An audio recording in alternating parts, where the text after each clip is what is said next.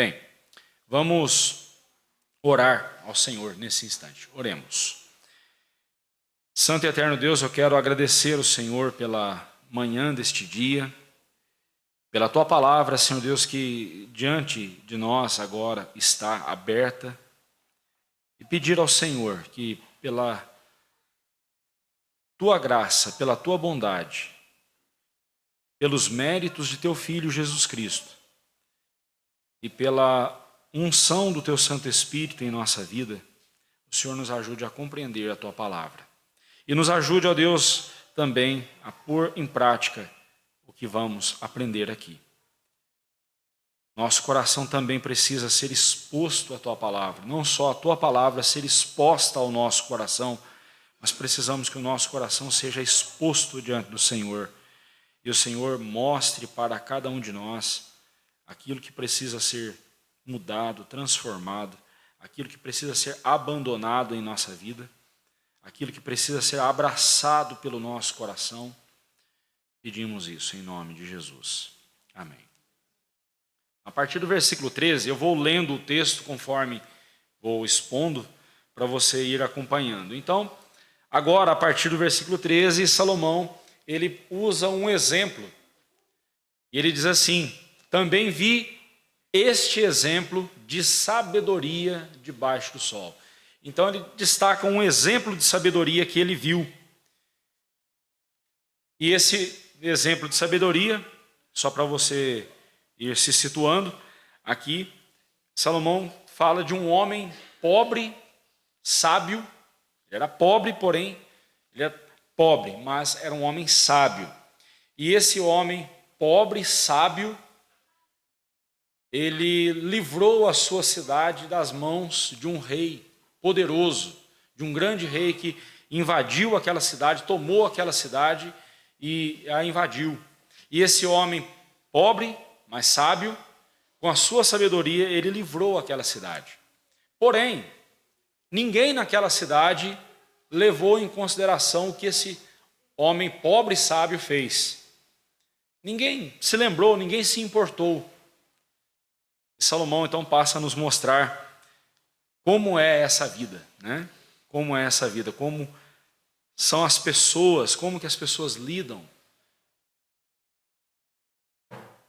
com essas situações, né? E mesmo que os concidadãos daquele homem, daquele pobre sábio, não atentaram para ele, não foram gratos a ele, Salomão diz assim: mesmo assim, a sabedoria é a melhor coisa que alguém pode ter. Então vamos ver o texto então. Então ele começa dizendo: também vi este exemplo de sabedoria debaixo do sol.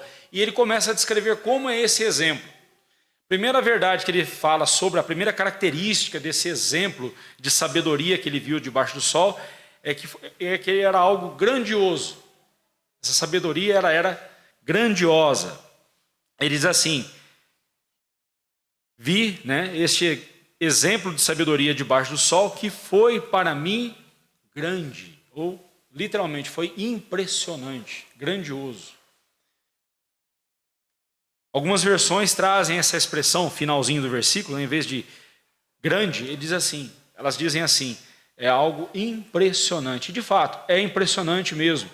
Aquele grande rei, com todo o seu poderio, com toda a sua força militar, ele invadiu aquela cidade, tomou aquela cidade, mas foi um homem pobre, porém sábio, que fez algo maior ainda do que aquele rei. Porque maior do que a escravidão é a libertação. Maior do que a opressão é a liberdade trazida para aqueles que estão sendo oprimidos, massacrados por alguém mais forte. Não nos enganemos, irmãos, não nos desanimemos. O bem sempre é maior que o mal. O que é bom sempre será mais impressionante. Eu sei que nos nossos dias nós temos vivido tempos difíceis, em que as coisas não nos impressionam. O que nos impressiona muitas vezes são as coisas ruins. São as coisas más. Porém, nós devemos, como servos de Deus, nos impressionar com o que é bom. Deve causar-nos a boa impressão, deve nos deixar muito impressionados, admirados, quando a gente vê alguma coisa boa sendo feita. Salomão diz que este grande rei, veja o verso 14, houve uma pequena cidade em que havia poucos homens, poucos habitantes. Aqui homens, aqui não é pessoas do sexo masculino, mas poucos habitantes na cidade. É uma cidadezinha pequena, coisa que qualquer um conseguia tomar, qualquer pessoa com algum poder conseguiria tomar.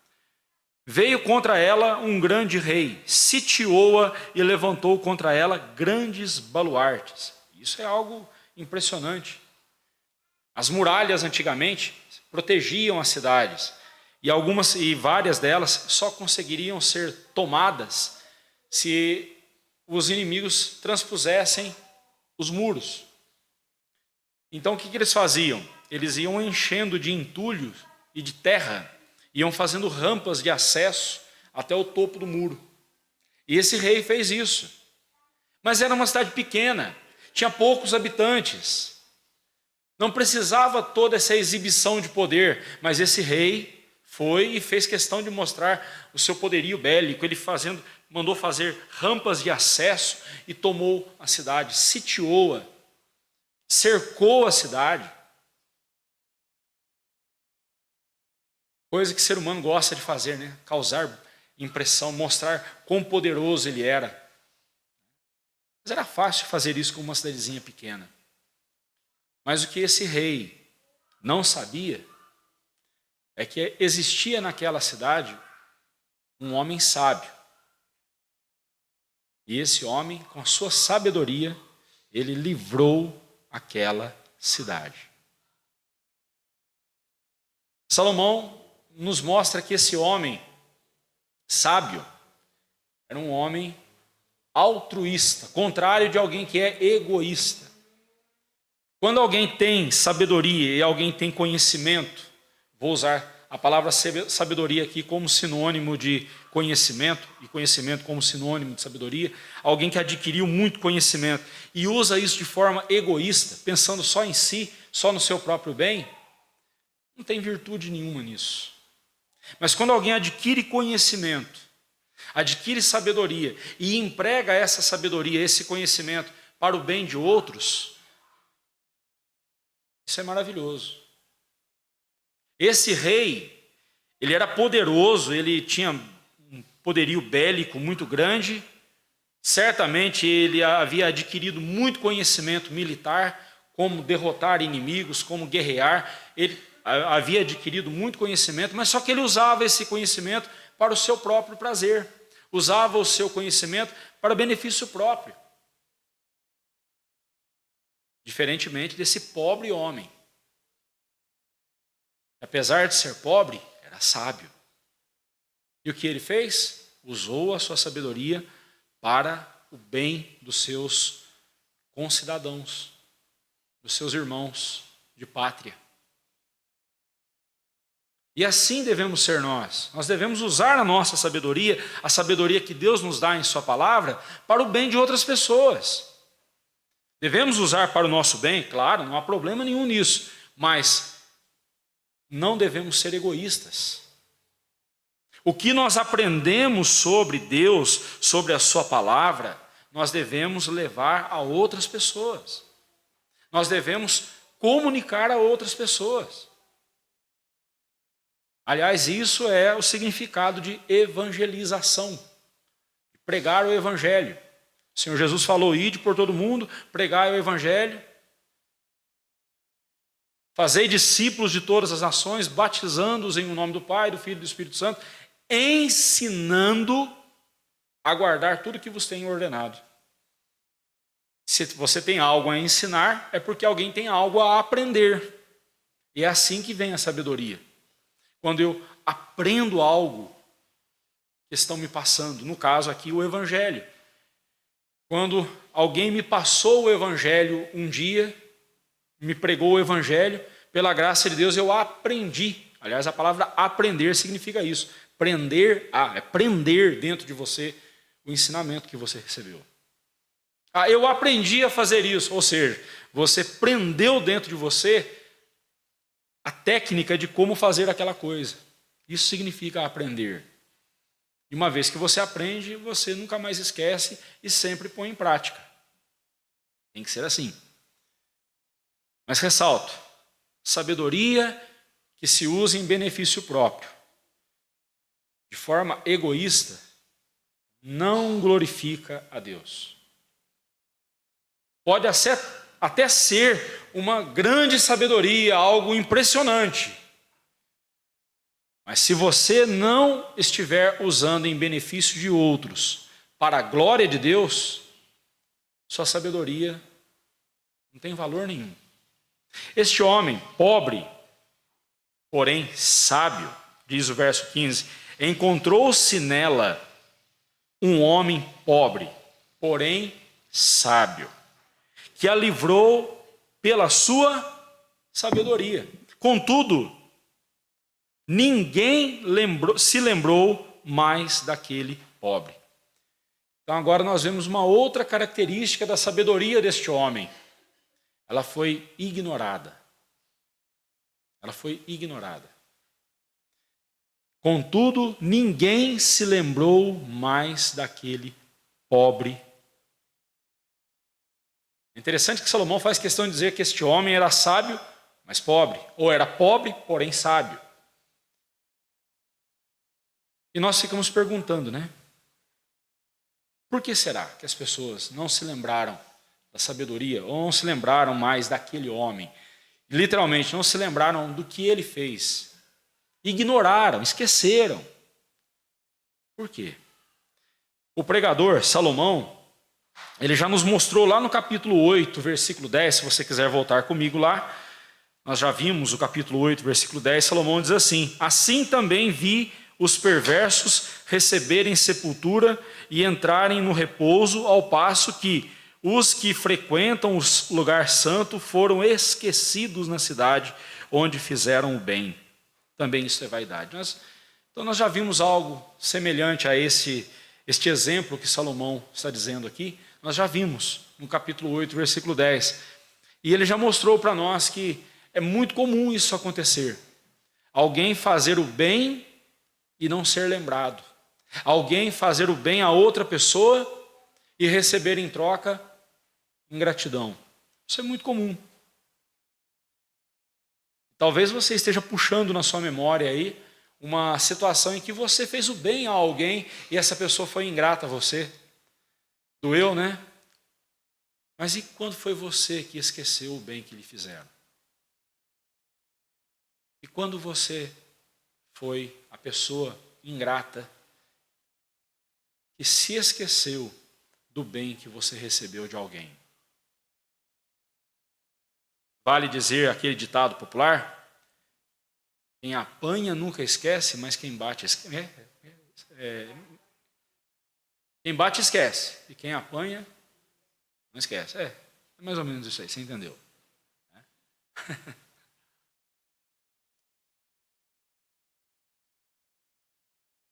A bem da verdade, a gente tem uma memória muito boa quando se trata dos nossos interesses, né? E a nossa memória parece ter Alzheimer quando se trata dos interesses dos outros. Bom, vamos lá, vamos seguir aqui. Salomão também disse que as pessoas se esqueceram ou não se lembraram. Há uma diferença muito grande entre se esquecer e não lembrar, apesar de parecer sinônimos, mas não são. Esquecer é quando te dá um lapso mesmo de memória e você, puxa vida, como que eu pude me esquecer disso? E não se lembrar é quando você não se importa em trazer a memória. Você até sabe, mas deixa para lá. E esses concidadãos desse pobre sábio não se lembraram. Ninguém, esse advérbio aí ele é muito forte. Ninguém, nenhum dos seus compatriotas se lembrou. Isso enfatiza ainda mais a ingratidão daqueles homens. Dos 10 leprosos que o Senhor Jesus curou, um pelo menos voltou e deu graças a Ele e louvou ao Senhor Jesus.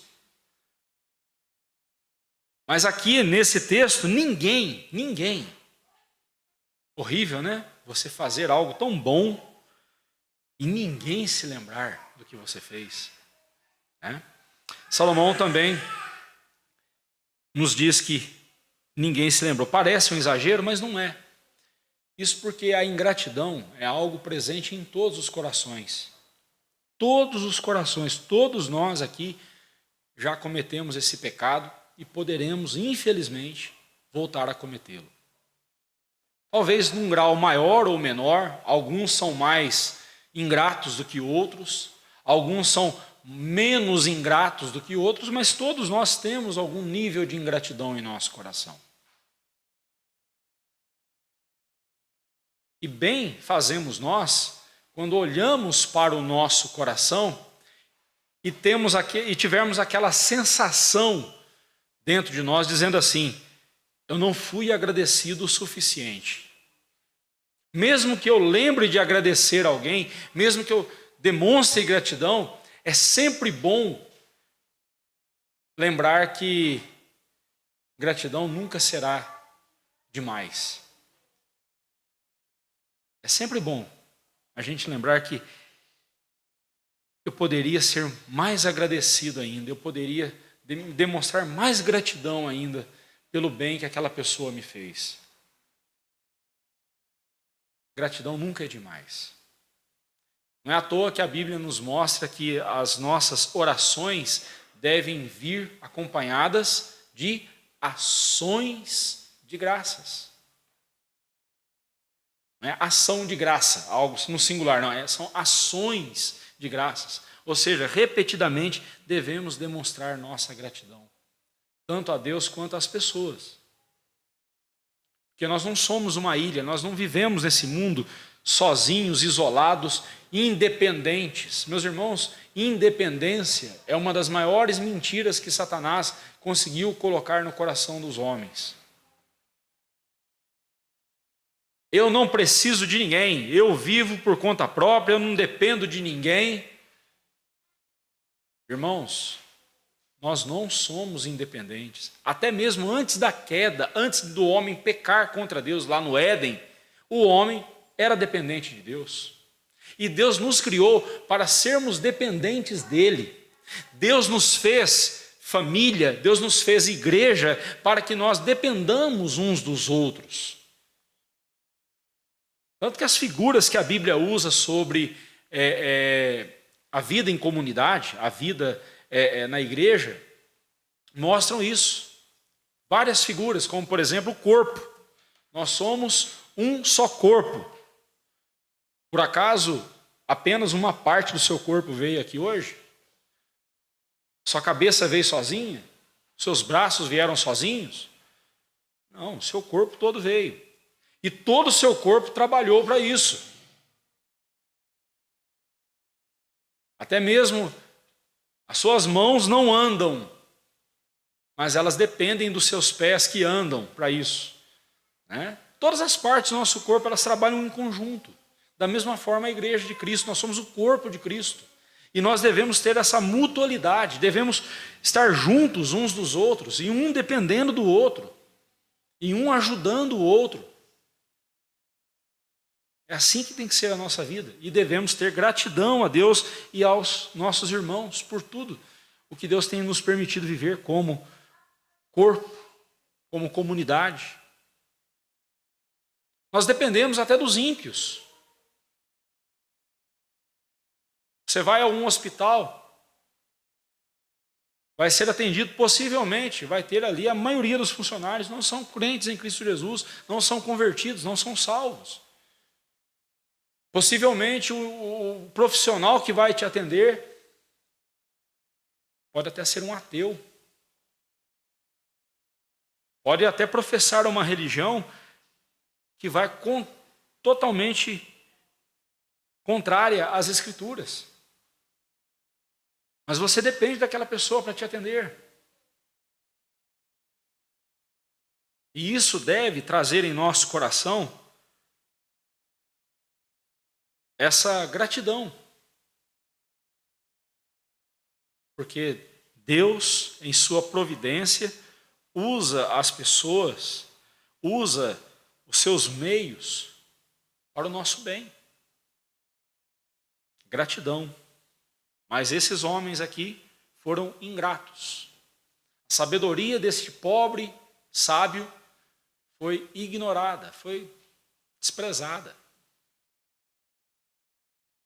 Salomão também mostra que a sabedoria deste homem, do exemplo deste homem pobre e sábio, a sabedoria dele era algo valioso, ela era valiosa. Ele diz no verso 16 a 18: Então disse eu, melhor é a sabedoria do que a força, ainda que a sabedoria do pobre é desprezada e as suas palavras não são ouvidas. As palavras dos sábios ouvidas em silêncio valem mais do que os gritos de quem governa entre tolos. Melhor é a sabedoria do que as armas de guerra, mas um só pecador destrói muitas coisas boas. Observe aí essa palavra melhor, né? Melhor. A sabedoria é melhor do que a força, a sabedoria é melhor do que os conselhos sábios são melhores do que os gritos de quem governa entre tolos. Melhor é a sabedoria do que as armas de guerra, e assim por diante. Ele faz essas comparações. É uma sabedoria valiosa. Em primeiro lugar, ele mostra para nós que a sabedoria é melhor do que a força. Salomão, ele não disse que a sabedoria é mais forte. Não, ele diz que ela é melhor. Se você comparar este rei, esse grande rei, a força desse grande rei com a força deste pobre sábio, obviamente, o pobre sábio é muito inferior comparado ao rei. Mas a sabedoria dele é melhor do que a força do rei. Melhor do que a força do rei. A destruição daquela cidadezinha foi evitada pela sabedoria daquele homem pobre, porém sábio. Aquele grande rei, com todo o seu arsenal de guerra, nada pôde diante da sabedoria de um pobre, porém sábio. Mas Salomão diz, ainda que a sabedoria do pobre é desprezada e as suas palavras não são ouvidas. De fato, seus concidadãos desprezaram as palavras dele.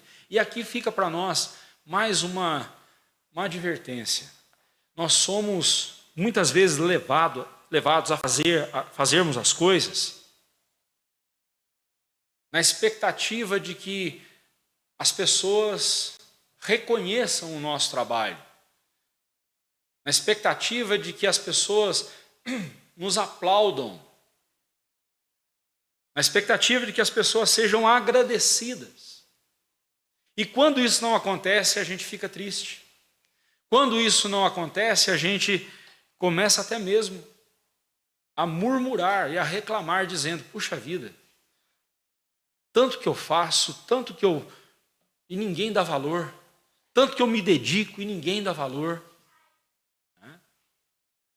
Você vê esposa falando isso, você vê mãe falando isso, puxa vida, todo dia eu levanto, eu arrumo a casa, eu faço almoço, eu lavo roupa, eu passo roupa, e ninguém aqui me dá um só sorriso, agradecer, muito obrigado pelo que você fez. Mas eu já vi também, não só esposa, não só mãe, não só pai fazer isso. Já vi pastor fazer isso também. Poxa vida, faço tanto pela igreja, faço isso e tal. E a igreja não reconhece. Já vi professor fazer isso, né? Eu sei que está difícil ser professor nos nossos dias, viu? Se você está ponderando ser professor, seguir essa carreira, Deus te abençoe e te guarde. Está difícil, né? Está difícil não só pelas crianças, porque criança sempre foi criança. Criança precisa de orientação. Mas hoje está difícil é pelos pais. Antigamente, se os pais fossem chamados na escola por causa do comportamento dos filhos, coitado das crianças, não é? Hoje é coitado das professoras. O filho parece que tem 2 dentro dele. Menino complicado. Mas se os pais são chamados na escola, ai dos professores, ai dos profissionais que cuidam das crianças ali. É difícil. Mas e aí?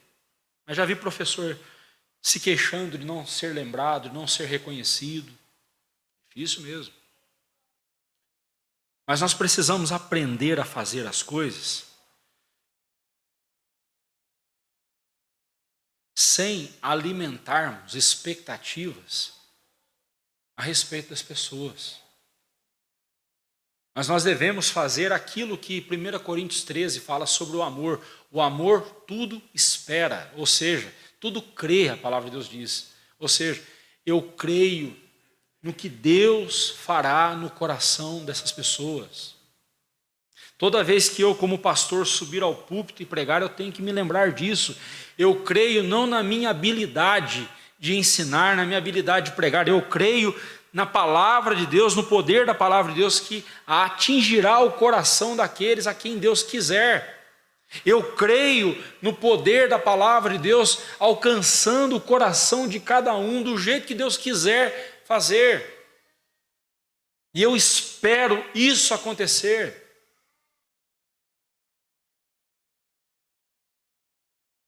Você pai, você mãe, você filho, não importa onde você estiver, o que estiver fazendo, faça para o Senhor, dando por Ele graças a Deus, Pai. Faça para o Senhor Jesus, porque é a Ele que você está servindo. E Ele não vai se esquecer de você, Ele não vai se esquecer das suas obras. Ele há de recompensar você, não tenha dúvida disso. Mesmo que você não receba o reconhecimento que você gostaria de ter recebido. Observe o que Salomão disse, né? Melhor é a sabedoria do que a força. Melhor é ser este pobre sábio do que ser aquele rei poderoso.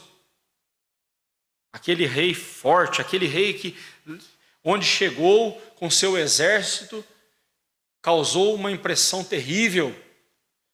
Tomou conta da cidade, invadiu uma cidade. Tudo bem, era uma cidadezinha pequenininha, tinha poucos homens, poucos habitantes, qualquer um conseguia fazer isso, mas não, ele fez questão de chegar chegando, ele fez questão de chegar abafando, mostrando o poder dele. Mas comparada com a sabedoria daquele homem, a força desse rei não é nada.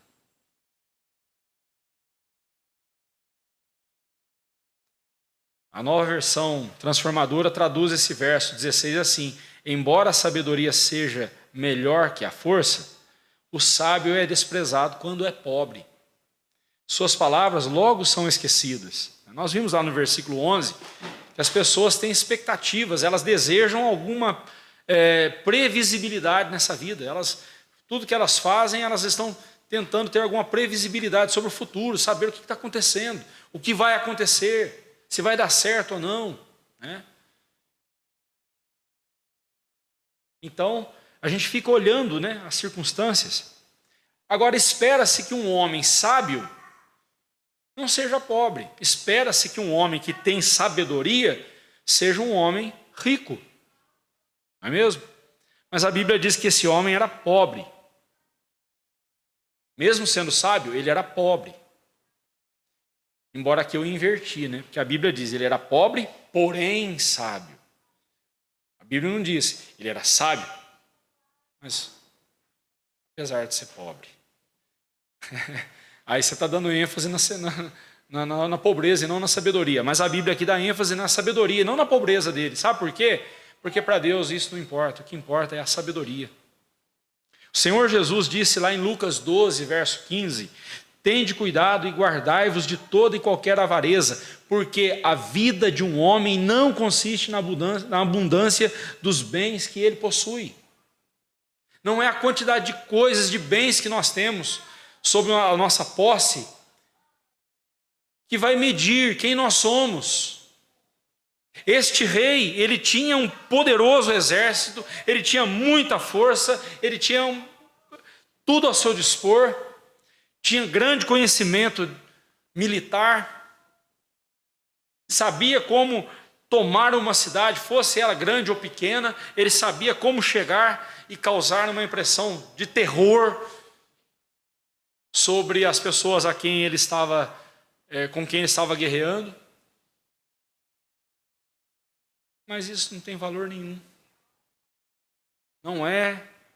A vida de um homem não consiste na abundância dos bens que ele possui. E Salomão já mostrou para nós várias vezes no livro de Eclesiastes, e nós sabemos disso, que com a morte não levamos absolutamente nada, nem a roupa do corpo, nem o corpo nós levamos. Onde que adianta você acumular e achar que você é aquilo que os seus bens representam? Este homem, pobre, porém sábio, era muito mais rico, apesar da sua pobreza. Mas se a gente olha para um texto desse e pensa assim, puxa vida, o homem era sábio, mas era pobre. Por isso que nós não vamos dar ouvidos a essas pessoas, porque não faz muito sentido mesmo, né? Eu vou dar ouvidos para um homem que parece ser sábio, mas é pobre? Não, eu vou dar ouvidos para alguém que é rico, porque aí pelo menos eu vou aprender, né? Como também ficar rico, como saber usar os recursos. Mas veja que Salomão não está condenando aqui a riqueza do rei e nem louvando a pobreza do sábio. Ele está simplesmente dizendo o seguinte: a sabedoria é melhor do que a força. A sabedoria é melhor do que a riqueza. E nós devemos, meus irmãos, ser sábios buscando a sabedoria. Outra verdade que ele apresenta sobre a sabedoria deste homem é que essa sabedoria tem mais valor do que qualquer coisa. Ele fala sobre as palavras dos sábios ouvidas em silêncio valem mais do que os gritos de quem governa entre tolos. Quem governa entre tolos tem que gritar mesmo para chamar a atenção. Né? Uma pessoa que grita muito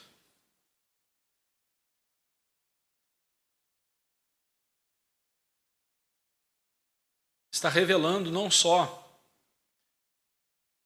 a sua limitação na sua comunicação, mas também está mostrando que a plateia que o assiste é um bando de tolos.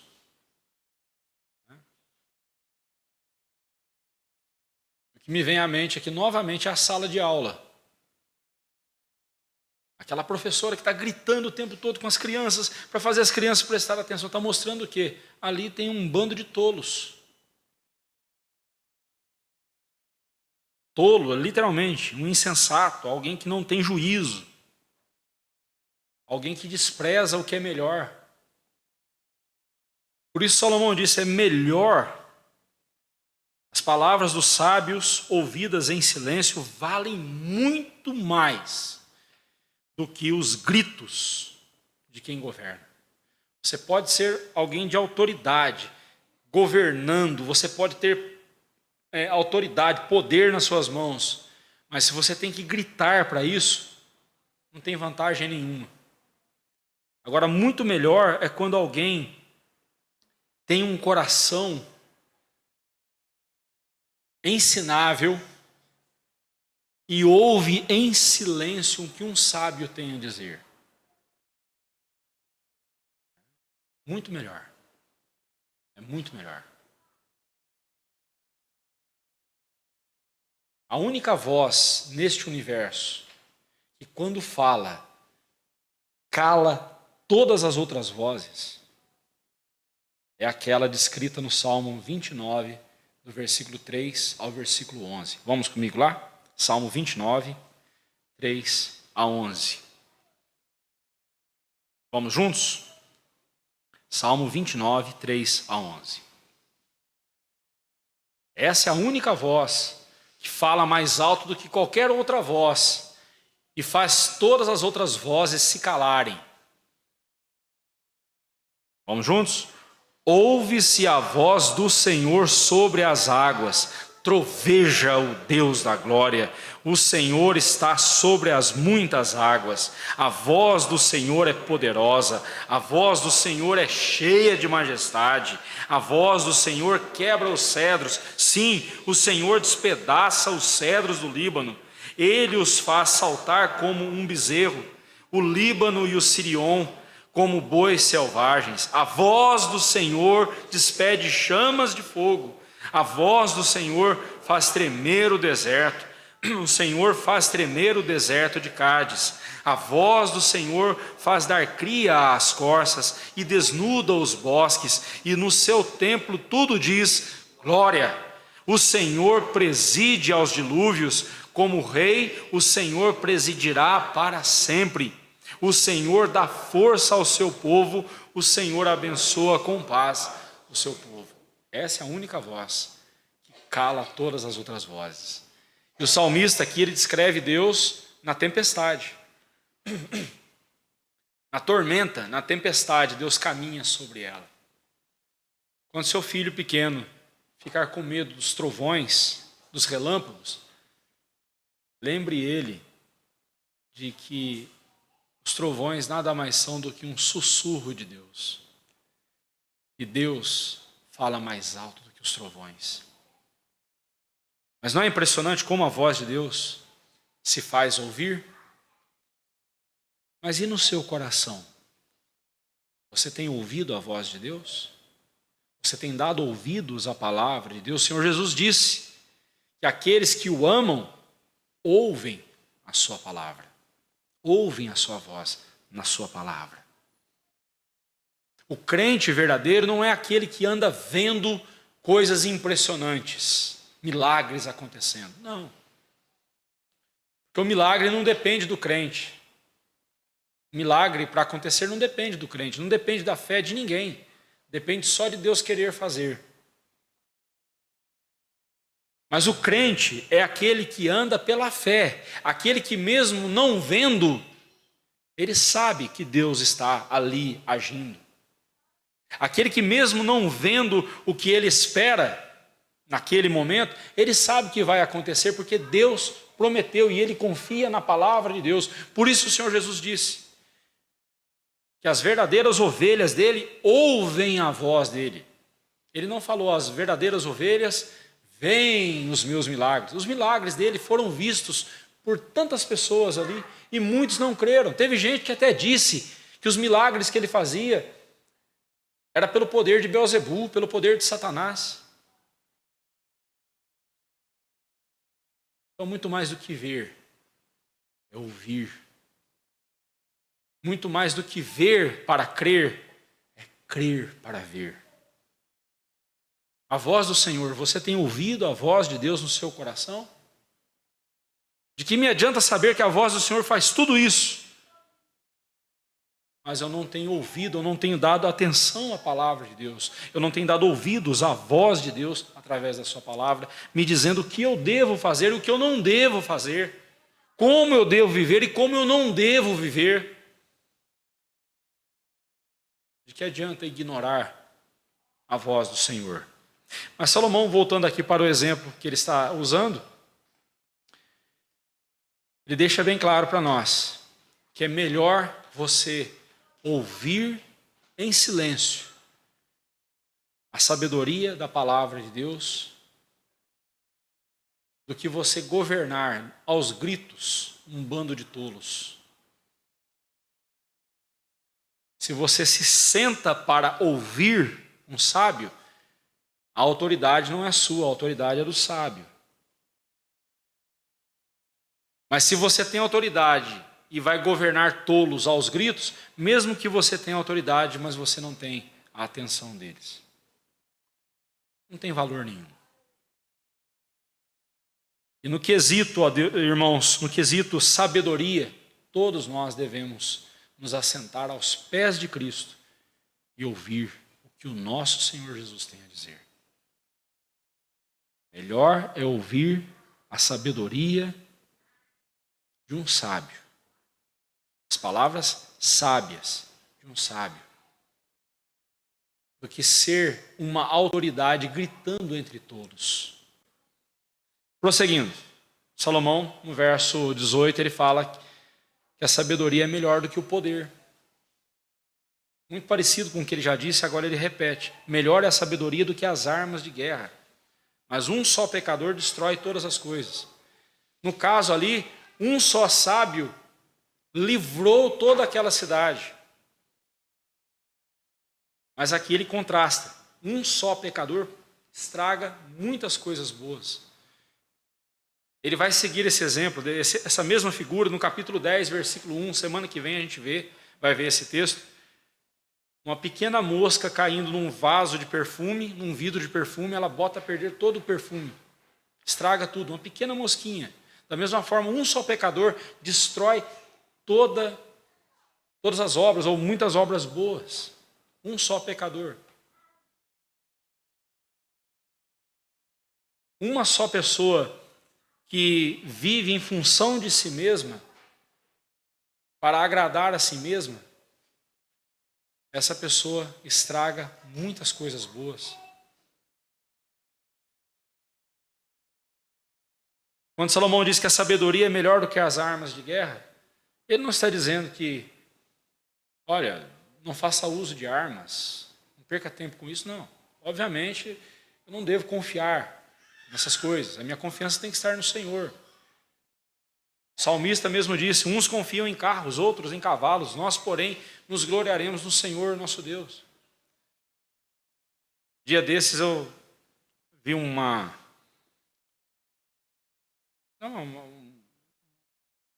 videozinho na internet mostrando sobre a quantidade de caças de guerra, de aviões de guerra que cada país tem. Eu fiquei impressionado. Se aquilo ali for verdade mesmo, eu fiquei impressionado. Você vai vendo, o Brasil tem 600 e pouco. A Venezuela, aqui para cima de nós, tem muito mais, mais de 3 mil.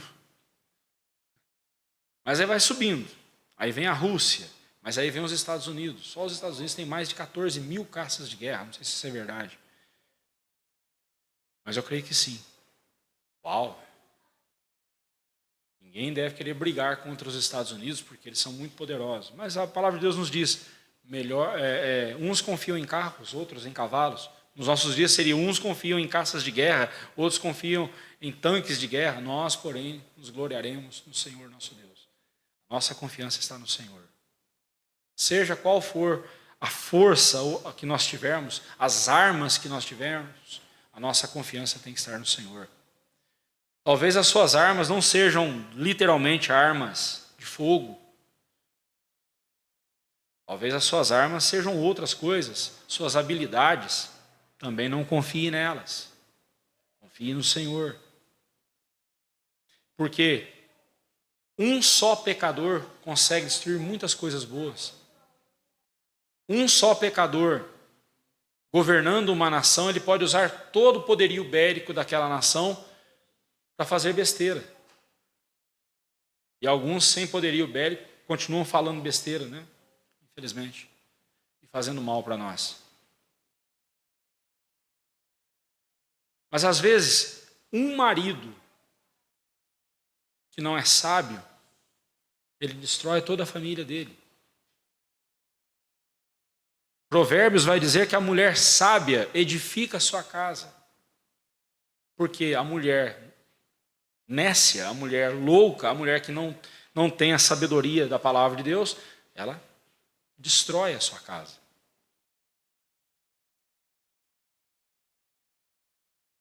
Um só pecador pode trazer um inferno na vida de outros. Um filho rebelde, um filho egoísta, que só pensa em si mesmo, que não dá ouvidos aos seus pais, que não atenta para o direcionamento dos seus pais, pode trazer um inferno na vida de toda a família. Se envolvendo com drogas. Você conhece pessoas assim, que tem uma família linda, maravilhosa, mas tem um lá no meio que resolveu fazer besteira com a vida e infernizou a vida de todo mundo. Por causa das drogas. Por causa de um relacionamento, resolveu se casar com uma pessoa ou se relacionou, namorou uma outra pessoa e aí bagunçou e traz toda uma tristeza.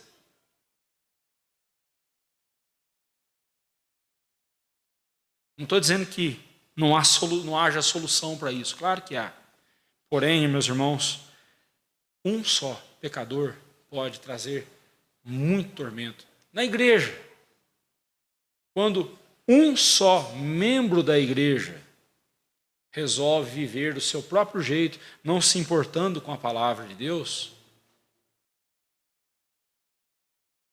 traz problema para a igreja. A menos que a igreja não se importe, a menos que a igreja não dê importância alguma para essa pessoa, a menos que a igreja não dê importância alguma para a palavra de Deus, mas aí ela não está sendo igreja. Aí ela não está agindo como igreja.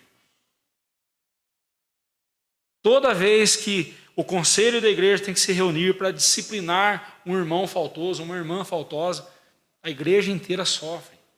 E se a igreja inteira não sofrer, tem alguma coisa errada com a igreja.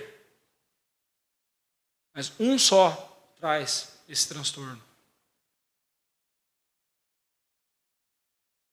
Salomão continua, então, mostrando para nós que a melhor coisa que nós podemos fazer é adquirir a sabedoria. E eu quero aqui trazer algumas aplicações práticas para nós aqui, tudo isso que nós falamos. Primeiro, como encarar uma vida tão imprevisível? Já que a vida é imprevisível, como nós estamos vendo desde o versículo 11, a vida é imprevisível, e é mesmo.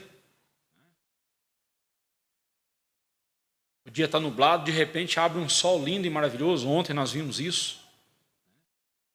De manhã, aquele frio, um vento frio, nublado, e todo mundo lá em casa com o coração na mão, pensando, nossa, como é que vai ser o casamento da Ana? Ao ar livre, nossa, esse pessoal está mais preocupado com a elegância do que com o conforto, o pessoal vai passar frio.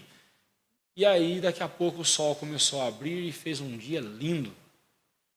Temperatura agradável, não estava nem quente nem frio, estava gostoso. Quem estava sem blusa não passou frio, quem estava de blusa não ficou com calor, ficou ideal. Mas poderia ter dado uma mudança total no tempo ali. Né? Chuva, frio, um calor terrível. Poderia. A vida é imprevisível. Você levantou, você fez um plano, vou viajar, e aí quando chega o dia da viagem, você acorda com um resfriado daqueles, com uma gripe daquelas. Não é? A vida é imprevisível. Como lidar com uma vida tão imprevisível? Aí tem aquela canção popular, né, que diz assim, é preciso saber viver. Né? E nós precisamos saber viver. Mas como saber viver? Mas saber viver não com a sabedoria dos homens, mas com a sabedoria de Deus, como fruto do conhecimento dele, da pessoa dele. Sabedoria não é acúmulo de conhecimento.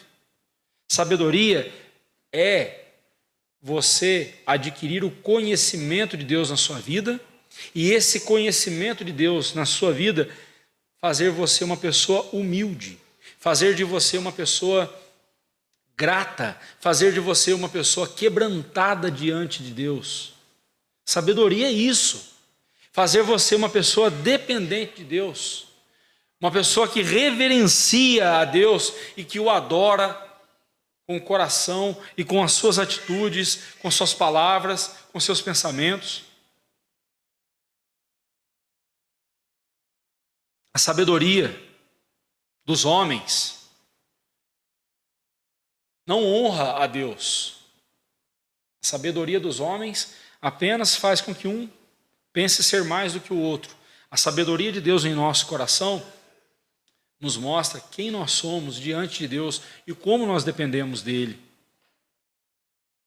A verdadeira sabedoria, ela nos conduz à eternidade e não nos prende nesse mundo. A sabedoria dos homens nos prende às coisas deste mundo. Basta você abrir aí as redes sociais e você vai ver cursos e mais cursos sobre como alcançar o seu primeiro R$1 milhão, não é? E assim nós temos visto muitos crentes focados nas coisas desse mundo, buscando a sabedoria desse mundo, quando deveriam buscar a sabedoria eterna. O apóstolo Paulo, ele falando a Timóteo, na sua segunda carta a Timóteo, capítulo 3, versículo 15, ele diz assim: desde a infância você sabe as sagradas letras, aquelas que podem tornar-te sábio para a salvação pela fé em Cristo Jesus. A palavra de Deus, ela nos dá a sabedoria que nos conduz à eternidade, que nos conduz à salvação. A palavra de Deus nos dá sabedoria para lidar com as coisas dessa vida também. Mas quando ela nos ensina a lidar com as coisas dessa vida, ela não prende os nossos olhos e a nossa atenção nas coisas dessa vida. Ela nos faz olhar para a eternidade. E se você quer saber se você é uma pessoa sábia, de acordo com a palavra de Deus, se você quer saber se você está crescendo nessa sabedoria, a pergunta é: você sabe para onde você está indo? Porque essa vida é imprevisível, mas a eternidade não. A eternidade não é imprevisível. O Senhor Jesus disse que se eu crer nele hoje, se eu entregar a minha vida a ele hoje, eu estarei com ele na glória eterna. Se eu negar a Cristo hoje, se eu me recusar a entregar a minha vida a Cristo, se eu der as costas para Cristo hoje, eu posso ter certeza que eu estarei indo para o inferno. Não há imprevisibilidade alguma em relação à coisa mais importante da nossa vida. Porque, meu irmão, meu querido, minha querida, não existe nada mais urgente, nada mais importante na sua vida do que isso. Do que saber para onde você vai quando a morte chegar para você, quando você morrer. Para onde você vai?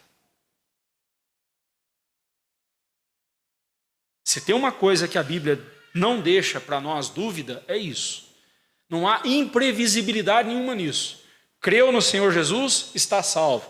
Não creu, já está condenado. Creu no Senhor Jesus, glória eterna, vida eterna. Não creu no Senhor Jesus, condenação, inferno. E aí, quando eu olho para a imprevisibilidade dessa vida, como essa vida é imprevisível,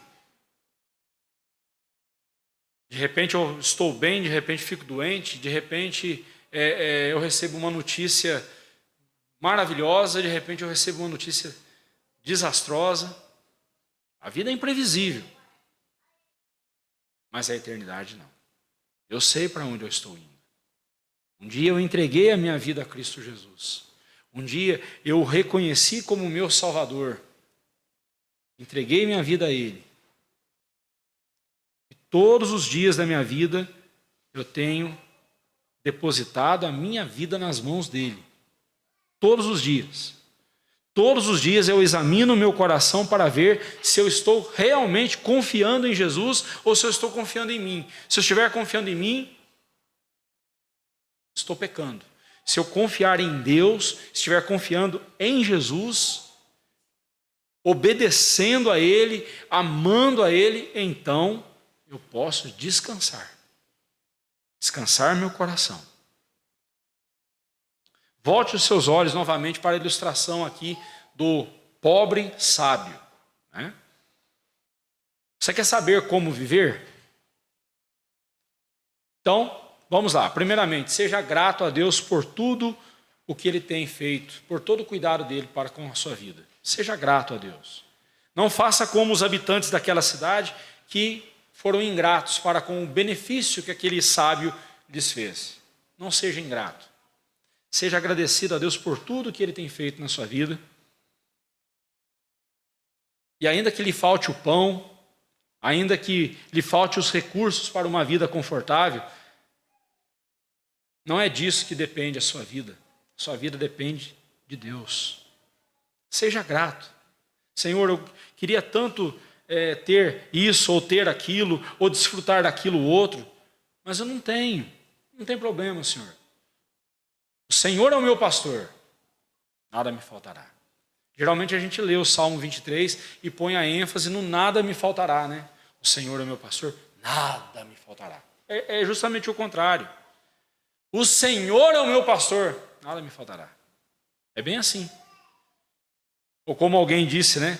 O Senhor é o meu pastor e era tudo o que eu precisava. O Senhor é meu pastor e era só disso que eu precisava.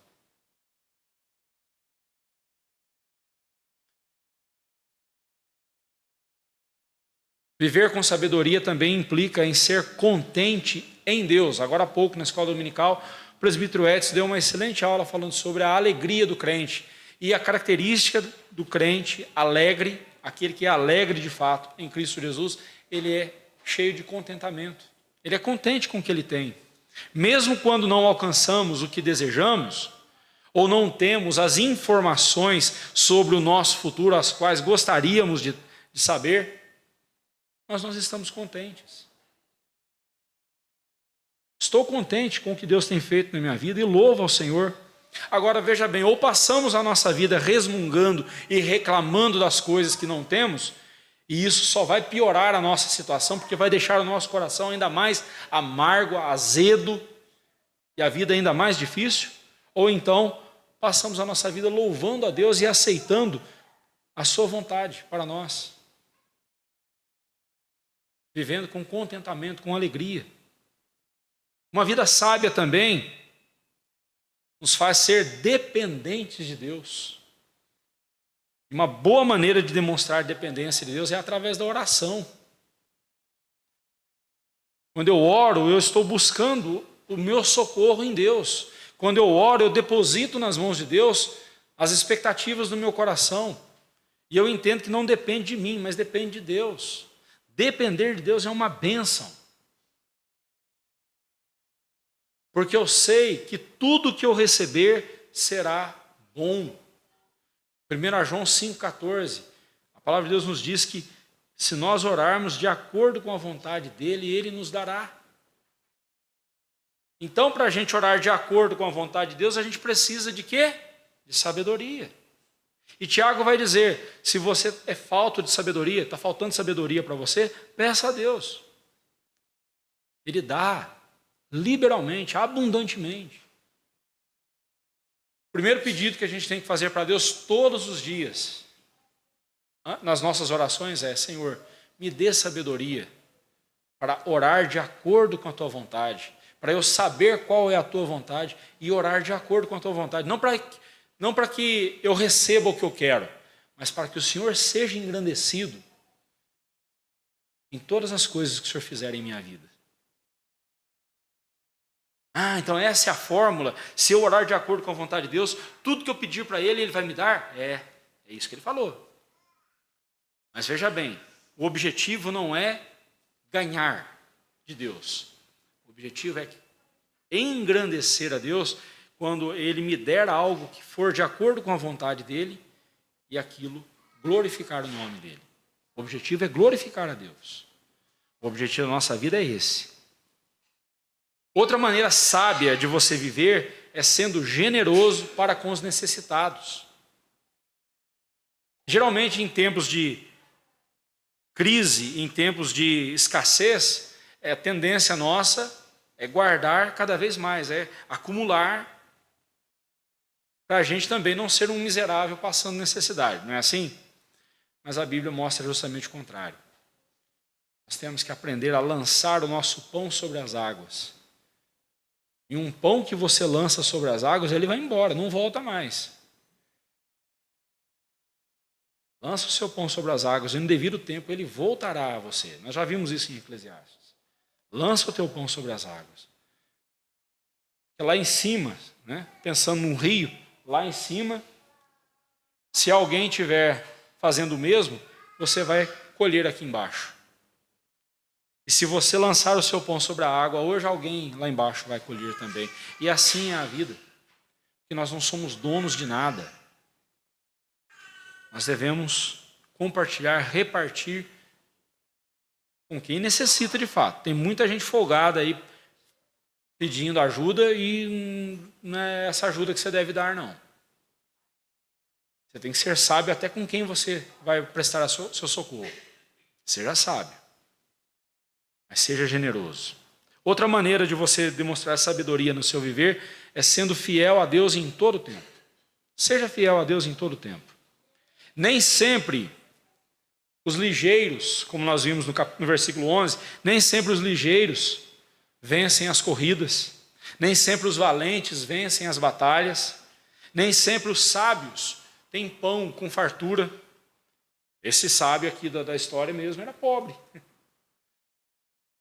Era pobre. Mas foi com a sabedoria dele que ele livrou a cidade. Nem sempre os prudentes enriquecem.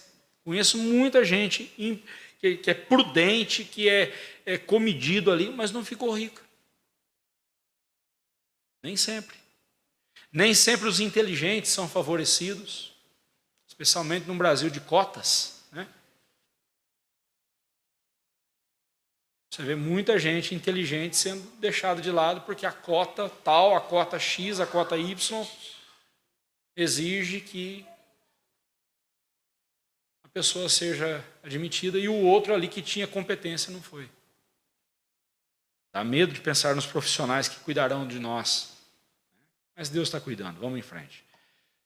Nem sempre aquilo que a gente espera acontece, né? E aí alguém vem e diz assim, então para que eu vou ser fiel a Deus? Se eu não tenho garantia nenhuma de que vai dar certo, para que eu vou ser fiel se eu não tenho garantia de que vou ficar rico? Para que eu vou ser fiel se eu não tenho garantia de que vou ter sucesso? Para que eu vou ser fiel a Deus? Para que eu vou ficar fazendo bem se eu não sei se eu vou receber o bem também? É provável que eu vá receber o mal, então para que ser fiel? Bem, essa pergunta não é a pergunta de um crente, essa pergunta não é a pergunta de um servo de Deus. O servo de Deus diz como Abacuque, o profeta Abacuque disse lá no capítulo 3, versículo 17 a 19. Vamos juntos lá? Abacuque. Abacuque é daqueles livros difíceis de a gente achar na Bíblia, né? Está lá no Antigo Testamento, finalzinho do Antigo Testamento, depois de Eclesiastes. Acha aí o profeta Abacuque. Jonas, Miqueias, se você passou por Jonas, Miqueias, você já está pertinho de Abacuque. Se você achou Naum, fica tranquilo, o próximo é Abacuque. Né? Abacuque, capítulo 3, verso 17 a 19. O crente diz assim, o crente não diz, para que então servir a Deus, para que ser fiel a Deus se eu não tenho garantia nenhuma de sucesso? Isso não é o crente que diz, isso aí é o ímpio. O crente diz assim, vamos juntos? Ainda que a figueira não floresça, nem haja fruto na vide, o produto da oliveira minta, e os campos não produzam mantimento, as ovelhas sejam arrebatadas do aprisco, e nos currais não haja gado, todavia eu me alegro no Senhor, exulto no Deus da minha salvação. O Senhor Deus é a minha fortaleza e faz os meus pés como os da corça e me faz andar altaneiramente. Olha que benção. É assim que um servo de Deus fala. Ou se você for um mineiro, você vai dizer, ainda que chova canivetes abertos, eu vou sair na chuva porque eu confio no Senhor. Ainda que amanhã ou ainda que hoje você receba uma notícia não muito boa, aquela notícia que vai abalar o seu coração, continue confiando no Senhor. Continue servindo ao Senhor. Ele sabe para onde Ele está te levando. Ele sabe o que está fazendo com a sua vida. E lembre-se, quando a humanidade mais precisou de sabedoria,